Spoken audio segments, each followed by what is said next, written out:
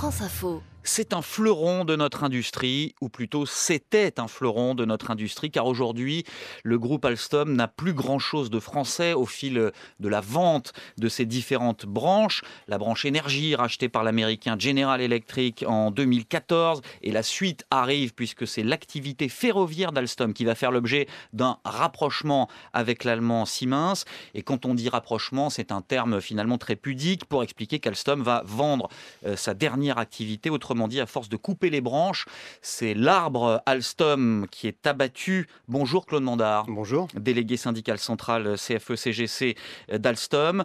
David Gendreau et Alexandre Lerêtre sont également à la table du 12-14. Bonjour à tous les deux. Bonjour. Vous êtes les réalisateurs du très bon documentaire qui a été diffusé hier soir sur la chaîne LCP, Guerre fantôme, la vente d'Alstom à General Electric. On va vous entendre tous les trois dans un instant. D'abord Isabelle Raymond, service économie de France Info. Bonjour à vous Isabelle. Bonjour. Le mariage semble imminent entre Alstom et Siemens. C'est pour quand ? Alors c'est pour très bientôt, avec une publication des bans prévue ce soir après la clôture de la Bourse de Paris ou demain matin. Mais avant cela, les deux entreprises Alstom et Siemens doivent faire approuver ce mariage en interne. Un conseil d'administration se tient aujourd'hui côté français, conseil de surveillance côté allemand, et le mariage devrait se faire. C'est quasi bouclé.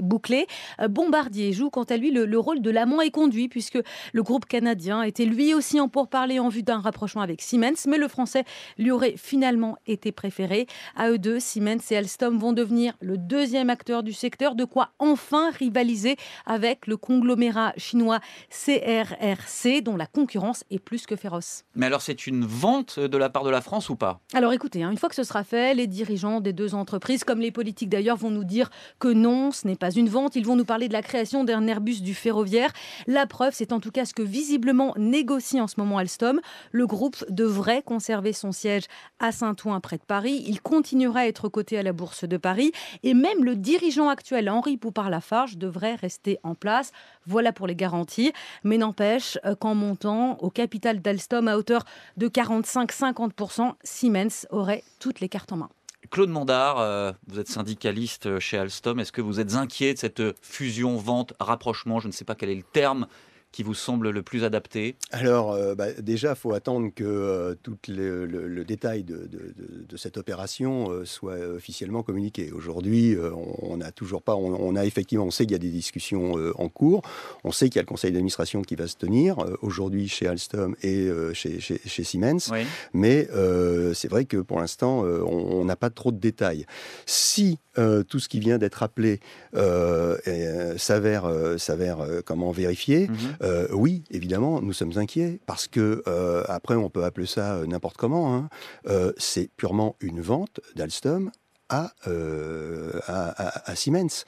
On nous dit Siemens va apporter ses activités ferroviaires, ok, mais en gros, il va se faire payer en actions. C'est-à-dire que concrètement, il va monter au capital d'Alstom, il va devenir l'actionnaire de référence. Ça veut dire qu'en gros, c'est lui qui aura les clés des cordons de la bourse, quoi. Ouais. Et à partir du moment où on a les cordons de la bourse, on décide de la stratégie. Alors, on peut avoir un certain nombre de garanties sur quelques années. Moi, je vais vous dire franchement, les garanties qu'on a, toutes les garanties, allez demander aux gens d'Alcatel les garanties qu'ils ont eues par rapport à Nokia, les collègues d'Alstom Hydro qui sont passés General Electric, on peut en tirer comme ça des wagons. Oui, une fois que c'est fait, on revient plus en arrière. Tout à fait. Oui, je ne sais pas si vous avez vu le documentaire de ces deux messieurs. Non, malheureusement, hier mais soir je à la vais télé. m'empêcher de le regarder. Ouais, vous allez vous empresser de le faire. On comprend bien dans votre film que sous couvert d'alliance, de mise en commun, de grands projets, en fait, les gouvernements successifs ont bradé Alstom. David Gendreau. Oui, bien sûr. C'est-à-dire qu'on a annoncé une alliance en 2014 entre Alstom et General Electric, alors qu'en réalité, c'est une liquidation totale. Et aujourd'hui, vous allez par exemple à Grenoble, on en parlait, sur la filière hydraulique qui est censée être dans une co-entreprise 50-50 Alstom General Electric. En réalité, c'est General Electric qui a la main. Et d'ailleurs, ils ont un plan social énorme, 345 personnes, toute la partie usine, alors que c'est les seuls à fabriquer des aussi grosses turbines hydrauliques en France. Ouais. Enfin, C'est une technologie clé des Alexandre énergies Leurêtre. renouvelables en plus. On est vraiment c'est une entreprise qui existe depuis 1917, mais c'est vraiment les turbines qui font les barrages, qui équipent les barrages en France et qui est la première énergie renouvelable de France. Voilà, donc en fait, on voyait que l'alliance n'a jamais eu lieu. En réalité, c'est une liquidation pure et simple. C'est une vente en 2 temps pour sauver la face politiquement. Oui, à propos justement de ces techniques, ce savoir-faire, hein, il y a un vrai savoir-faire, et ça aussi, on est en train de le brader, Claude Vous Mandard. savez, moi je suis un ancien d'Alcatel-Alstom, je suis un ancien de la CGE même. J'ai connu l'époque, la grande époque de Pierre Suard, où on avait les chantiers de l'Atlantique, bon, on voit ce que c'est devenu. Ouais. On avait les télécoms avec Alcatel, on voit ce que c'est devenu. Tout ce qui était production d'énergie, aujourd'hui c'est passé chez les Américains. Alors on a beau nous dire oui, ça a été des entreprises, trucs comme ça. Mais enfin aujourd'hui, vous savez, nous quand on pose la question à notre direction au sein d'Alstom, les co-entreprises c'est quoi? C'est juste un placement financier qui rémunère très bien, qui est très bien rémunéré. Et puis point barre, quand l'obligation de maintenir ces co-entreprises tombera, en gros Alstom, enfin en tout cas ce qu'il en restera, on reprendra nos billes et puis c'est tout quoi. Oui. C'est déjà confirmé en Alexandre interne. Leurêtre. D'ailleurs, c'est déjà confirmé en interne. On s'en est rendu compte il y a quelques jours. Alstom va effectivement récupérer ses parts dans les co-entreprises à partir de 2018. Ça, c'est acté dans la stratégie. Là, on parle de la Isabelle branche Raymond. énergie. Oui, On oui, la reste branche voilà, énergie, la pardon. branche énergie. Absolument. Et je voudrais rebondir sur ce que disait monsieur. Oui, David Gendreau, Parce allez-y. qu'il y a un paradoxe. À chaque fois, on démantèle des conglomérats sous prétexte qu'ils n'ont pas la taille critique. Il y a un paradoxe à chaque fois. Oui, en effet. C'est-à-dire que effectivement, Alstom avant c'était Chantier de l'Atlantique, c'était la partie énergie. Vous c'était savez, les trains. on avait même des vignes dans le Bordelais. Claude Mandard. Alors, c'était vraiment, Oui. c'était un conglomérat au premier sens du terme, quoi. On avait même de la presse, il y avait tout ça, quoi. Après, la politique de Serge Sturruc, le président de l'époque, a consisté à dire, bah non, maintenant, faut se resituer faut être des single players par activité, quoi. C'est-à-dire qu'il faut vraiment se recentrer sur un cœur de métier.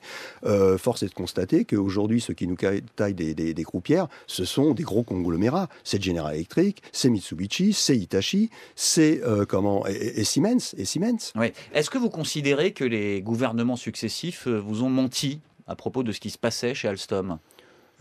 Je pense que, mentir, ce serait grave. Non, je pense qu'ils n'étaient pas conscients trop des effets de ce qu'ils faisaient, quoi. C'est presque pire. C'est pire, ouais, je pense que c'est pire. Je pense, vous savez, quand on discutait avec Arnaud Montebourg, il nous disait, mais de toute façon, aujourd'hui, faire un Airbus, ce serait plus possible avec la législation européenne actuelle. A priori, c'est ce que les Allemands ils sont en train d'essayer de faire. David Et c'est Gendreau, d'ailleurs vous vouliez pour ça ajouter un mot là-dessus? Oui. Non, oui, non, c'est très juste, parce qu'effectivement, à l'époque, on disait, parce que quand General Electric avait fait son offre, Arnaud Montebourg était allé chercher Siemens, et on avait dit que cette offre ne pouvait pas se faire, parce que de toute façon, la Commission européenne aurait bloqué, parce que ça aurait créé une situation de monopole. Oui. Voilà. Et là, effectivement, on se pose la question, quel va être le mot de la Commission européenne sur ce rapprochement? Tout à fait. David Gendreau, Alexandre Leurêtre, Claude Mandard, invité du 12-14 de France Info. On poursuit cette discussion dans 2 minutes. Direct, débat, décryptage. Midi 14h, l'info en 3D. Ercine Lebovitch. Alstom s'apprête à fusionner son activité ferroviaire, sa dernière activité avec l'allemand Siemens. Est-ce une vente déguisée? Quel est l'avenir de ce fleuron français? On continue notre débat après l'info, Laurent Sénéchal. France Info. Quel avenir pour le groupe Alstom en France, sachant qu'il est sur le point de fusionner son activité ferroviaire avec l'allemand Siemens? On est avec Claude Mandard, délégué syndical central CFE-CGC d'Alstom, David Gendreau et Alexandre Leurêtre, réalisateurs du documentaire Guerre fantôme, la vente d'Alstom à General Electric, sont également à la table du 12-14. Ce film était diffusé hier sur la chaîne LCP. Et alors, ce que vous expliquez dans ce docu, c'est que Alstom, pour ce qui est de sa branche énergie, donc les 3/4 de l'entreprise, en fait, vendu aux Américains en 2014, on a été victime d'une véritable escroquerie. On peut le dire comme ça ou pas? David Gendreau ou Alexandre Leurêtre, allez-y. Non, on ne peut pas qualifier. Enfin, c'est pas une escroquerie, c'est plutôt une opération qu'on pourrait qualifier plutôt de guerre économique. C'est-à-dire qu'effectivement, c'est la thèse du film en tout cas. Ouais. C'est-à-dire qu'il y a eu 2 opérations. Il y a eu les poursuites pour corruption. Par le département de la justice qui poursuivait Alstom pour des tas de faits de corruption. Et en parallèle, il y a General Electric qui rachèterait la branche énergie. Et nous, ce qu'on dit, c'est la thèse du film, c'est qu'il y a un lien entre les deux. C'est-à-dire que une collusion, en fait. les poursuites pour corruption ont permis de mettre une pression énorme sur Alstom pour qu'ils vendent à General Electric. Et alors, cette vente, elle a été faite par le PDG Patrick Cron, en cachette du gouvernement français, à la grande colère d'Arnaud Montebourg, mais trop tard. Alors ça, c'est vraiment un roman d'espionnage, triste roman, Claude Mondard. On a vu comment ça s'est terminé. Triste roman, oui, tout à fait. Surtout que, en fait, le gouvernement à l'époque a souhaité faire une contre-offre en faisant intervenir justement Siemens et essayer de monter ce fameux Airbus du ferroviaire. Sauf que à l'époque, alors le deal c'était une escroquerie manifeste puisque Siemens se proposait, c'est-à-dire qu'on leur passait nos activités énergie et eux en échange se proposaient de nous donner leur activité des trains à très grande vitesse et la fabrication de leurs locomotives. Alors, sauf que les trains à très grande vitesse, le marché, il était relativement atone. Et puis les locomotives, on n'arrivait pas et on n'arrive toujours pas à vendre les nôtres. Alors pour récupérer celles des autres, c'est juste pas possible, quoi. Oui, alors la cerise sur le gâteau dans l'affaire de la vente à General Electric, c'est que il fallait en plus payer l'amende à la fin, l'amende pour corruption. Oui, c'est ça. C'est ça, Alexandre? Oui, c'est ça. Lorette. En fait, il y avait un petit peu cette question qui planait, c'est est-ce que General Electric s'était engagé à payer l'amende, un petit peu comme une contrepartie pour convaincre Alstom finalement que ce serait un bon deal.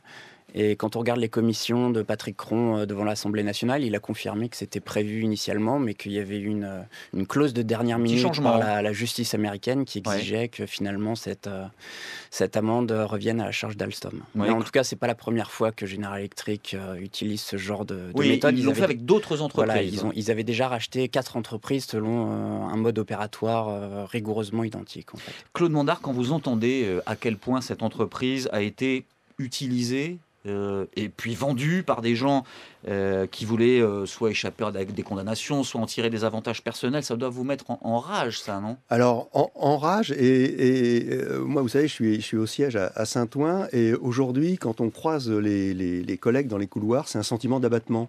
C'est qui préfigure peut-être une forme de colère qui ou alors au-delà de la colère peut-être. Mais c'est une forme de complètement d'abattement. C'est tout ça. Je vous rappelle que ce qu'on appelle le closing, la vente à General Electric, ça s'est fait officiellement le 2 novembre 2015. Là, on est fin 2017, on termine juste la séparation effective des réseaux informatiques. Donc, on tourne à peine la page, on dit, on va pouvoir repartir sur une base saine, essayer de... Et boum, on nous sort ce truc-là. Et les gens, je peux vous dire, qu'on mouillé la chemise, je pense à mes collègues de l'informatique, là, qu'on mouillé la chemise pour que tout se passe bien et tout. Et on nous dit, non, ça y est, maintenant, on repart que... Et donc, c'est vraiment un sentiment d'abattement qui est partagé pas seulement par les salariés de base, mais par toute une partie du management. Je peux vous dire qu'il y a des directeurs, c'est un peu ce sentiment qu'ils nous font passer, quoi. Ils nous disent, je suis un peu écœuré, quoi, parce que, en gros, terminer comme ça... c'est dur. Sentiment d'être utilisé en complètement, plus. Complètement. Isabelle Raymond. Juste qu'entre-temps, côté ferroviaire, il y a quand même eu la création de ce conglomérat chinois à la concurrence redoutable. qu'Alstom ne peut pas décrocher un contrat seul. Le dernier gros contrat, c'est le consortium avec Bombardier pour les RER nouvelle génération. Donc aujourd'hui, Alstom tout seul, il ne peut pas y arriver. Non, mais tout à fait. De toute façon, ce que je disais tout à l'heure, c'est un peu le choix de Sophie, c'est-à-dire qu'on est obligé, on ne peut pas rester tout seul. De toute façon, à l'époque, quand il y a eu ce deal avec General Electric, qu'on s'est retrouvé recentré sur le secteur ferroviaire, c'était une question qu'on avait posée à Henri Poupart-Lafarge, c'était mais est-ce que vous ne pensez pas qu'on est devenu trop petit Et la réponse a été de dire mais vous inquiétez pas, regardez quand même 30 000 personnes, 7 milliards de chiffre d'affaires, le PDG d'Alstom. Voilà, vous vous rendez compte, on n'est quand même pas une PME. Alors c'est sûr, il n'allait pas nous dire oh là là, si on est trop petit, qu'est-ce qu'on va faire? Non, bien sûr, lui son rôle c'était quand même de motiver les troupes. Mais enfin aujourd'hui, ce qu'on voit, c'est que quelque part, nos craintes étaient complètement justifiées. Dans la fusion, l'accord avec Siemens, donc la France va garder quand même une part, même si elle sera peut-être minoritaire, ça ne nous garantit rien du tout dans cette alliance. Pour l'instant, on n'a aucune information. Et si tant est qu'il y ait des garanties apportées, on parle de garanties sur 4 ans. Alors garanties sur quoi? Je ne sais pas, sur les sites, sur l'emploi. Vous savez, les garanties aujourd'hui, comment General Electric, c'est pareil, ils ont apporté une garantie ça ne tient de pas créer longtemps. 1000 emplois nets au terme de 2 ou 3 ans. Aujourd'hui, les 1000 emplois... David Gendreau. Ah bah oui, non, mais la question des 1000 emplois, on a l'impression que c'est une blague. Hein. C'est ce que nous disent les salariés, en tout cas, hein, c'est une blague. Je crois 765, il y avait 765 emplois déjà qui avaient été annoncés, des suppressions de postes. Là, il y en a 345 à Grenoble. Les promesses n'engagent que ceux qui les écoutent. Hein. Isabelle, sachant vraiment. que, en fait, aujourd'hui, l'État a virtuellement 20% d'Alstom qui, le mois prochain, ils peuvent tout à fait vendre ces 20%. Enfin, en tout cas, Bouygues peut les récupérer. Donc, en plus, rien ne garantit que l'État français va rester dans l'actionnariat d'Alstom. Non, et puis la tendance actuelle, c'est plutôt que l'État ne lève pas l'option et puis rende ses billes à Bouygues et puis que Bouygues se débrouille. Quoi, donc il n'y aura même plus l'État français en fait.